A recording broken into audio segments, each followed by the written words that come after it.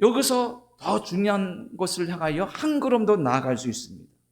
그것이 뭐냐면 저와 여러분들은 이 하나님의 놀라운 사랑과 희생으로 되어진 예수님의 권위 아래에 살고 있다는 거예요.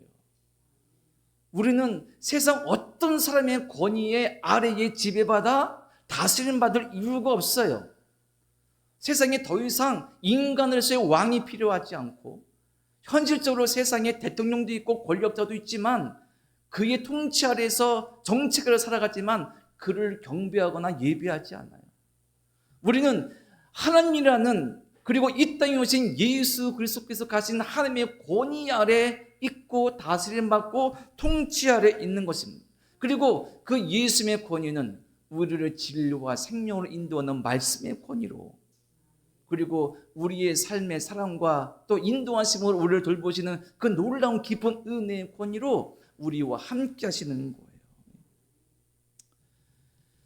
1885년 4월 9월절에 저 인천 제물포항에 아펜젤러 선교사와 언더우드 선교사가 조선 선교의 큰 비전을 품고 첫 발을 내딛게 되었습니다.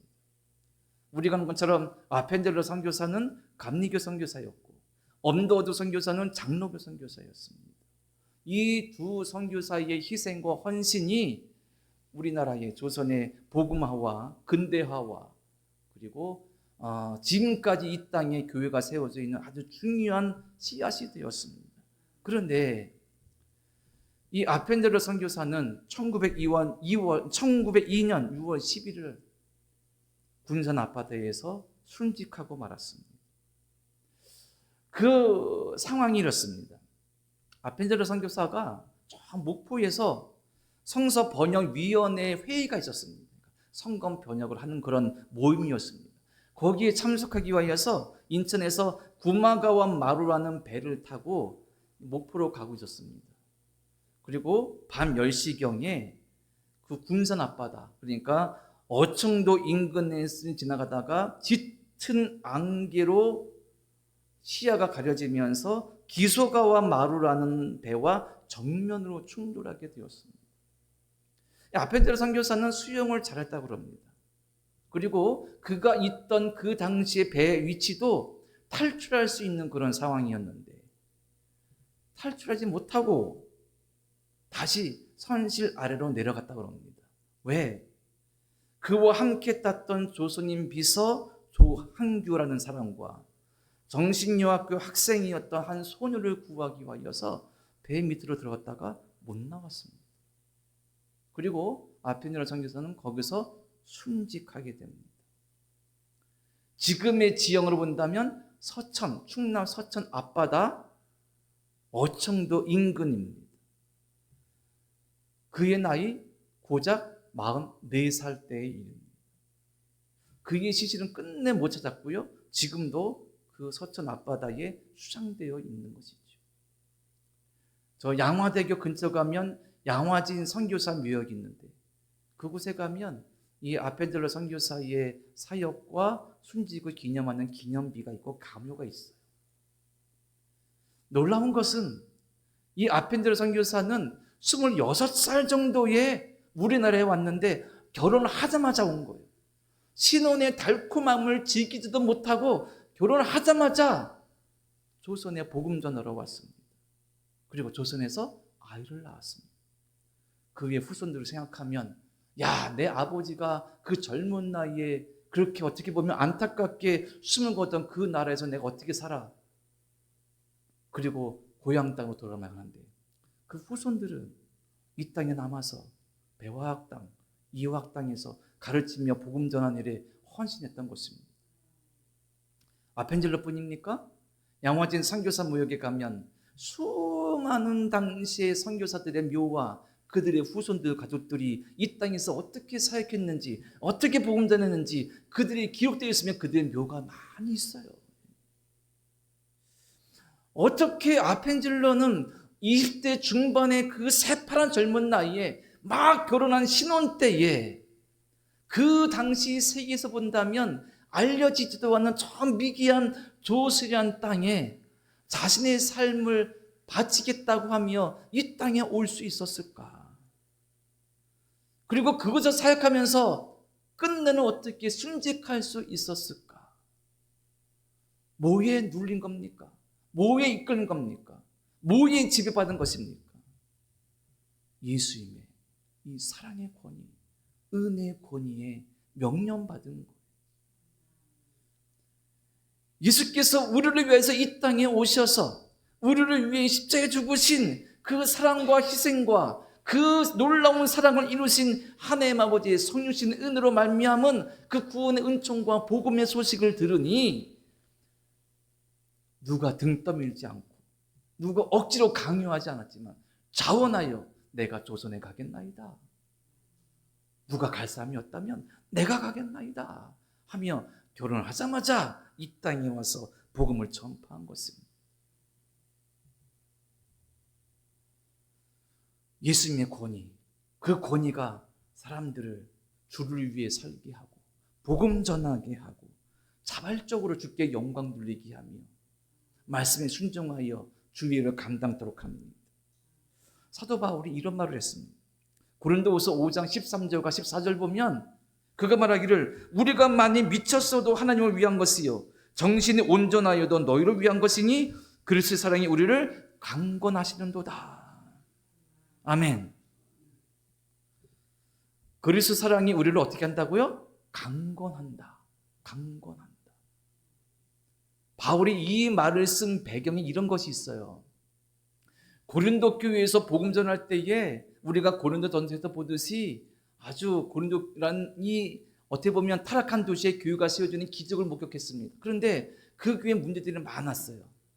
그리고 나중에는 바울 네가 왜 사도야?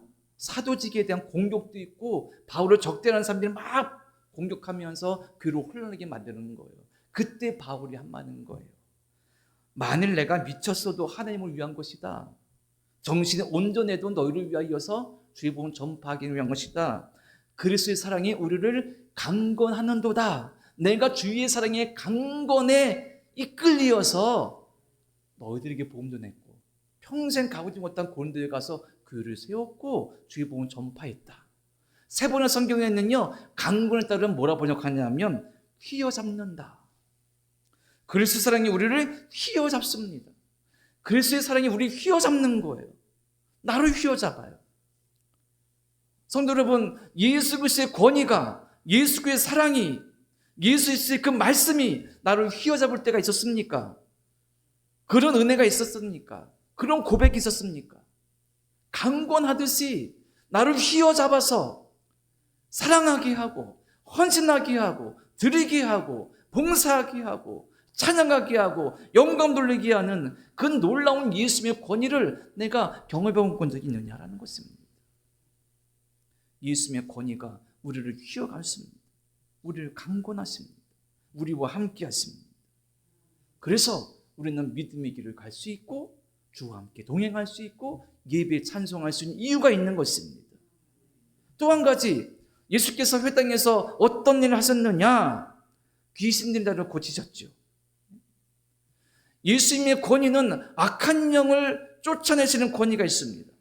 예수님의 권위는 고통받는 질병에 걸린 사람들을 치유하시는 권위가 있습니다. 오늘 본문에 이어지는 말씀에 보면 29절 이하를 보면 예수께서 회 땅에 나오셔서 어디 가셨느냐? 시몬의 집에 가셨습니다. 베드로의 집이에요. 거기 가니까 누가 있느냐? 베드로의 장모가 10병이 걸렸습니다. 죽을 위기가 됐어요. 거기서 예수께서 베드로의 장모를 치유해 주셨습니다. 그리고 이 소문이 나니까 32절 이에 보니까 모든 병자와 귀신 자들이 예수님께 몰려왔습니다. 예수께서 그들을 치유해 주셨어요. 낫게 하셨습니다. 예수님께 어떤 권위가 있습니까? 질병을 치유하시고 영적으로 고통받는 영혼들을 치유하시는 능력이 있는 겁니다. 성경에서 질병을 치유는 단순한 질병의 치유를 넘어서 타락 이후에 우리 죄 때문에 인간에게 병이 있지 않습니까? 그 병으로 고통받는 인생을 해방시키시고 참된 생명을 주시는 의미를 담고 있는 것이 치유의 살기인 거예요. 예수께 그런 능력과 권세가 있는 겁니다. 권위가 있는 거예요. 그러니 우리에게 있는 육적인 질병, 영적인 고통, 내가 어찌해 볼 수 없는 어떤 눌림, 억눌림, 상처, 고통에서 예수님의 권위가 우리를 치유하시고 해방시키시고 살리셔서 은혜 가운데 참 자유와 믿음과 은혜 가운데 살게 한다는 사실인 것입니다. 기억하시기 바랍니다. 우리는 예수님의 권위 아래에 있습니다. 그리고 그 권위가 십자가로 말미암아 증명되었고 십자가의 권세와 부활의 능력으로 말미암아 육적 질병, 영적 질병을 치유하고 회복시킬 수 있는 은총이 예수께 있다는 것입니다. 그래서 우리는 예수님을 찬양하고 예수님의 권위를 바라보고 의지하는 것입니다. 한 가지 얘기 들은 말씀을 정리할까 합니다. 우리가 잘 아는 톨스토이의 단편집에 이런 단편 소설이 있습니다. 사람은 얼마만큼의 땅이 필요한가? 사람은 무엇으로 사는가라는 단편집에 실린 짧은 단편 소설인데 내용이 이래요. 바홈이라는 사람이 농사를 짓고 있었습니다. 그런데 도시에 사는 친척이 야, 농사 지면 뭐하냐 막 그러니까 이 바홈이라는 사람이 농사가 얼마나 좋은데 얼마나 좋은지 몰라, 땅만 있으면 행복하게 살 수 있어, 이렇게 막 말하니까 저 뒤에서 듣고 있던 악마가 이렇게 속삭이 이렇게 계획하는 겁니다. 그래? 내가 너에게 한번 땅을 줘볼게. 네가 얼마나 만족하고 사나 보자 하고 시험하는 거예요. 이 바움이라는 사람이 땅을 일구며 살다 보니까 땅이 좀 부족해, 좀 갖고 싶어요. 그래서 재산을 팔고 있는 거 다 팔고 아들은 심지어 뭐 이렇게 일도 시켜가면서 돈을 모아서 땅을 샀습니다. 그런데 만족이 안 되는 거예요. 내 땅을 가지고 살다 보니까 이웃들과 분쟁도 일어나고 막 그러면서 마음이 기쁘지가 않은 거예요. 더 욕심나는 겁니다. 더 좋은 땅 더 많이 가져야 되는데. 그런데 이런 소문을 듣게 돼요.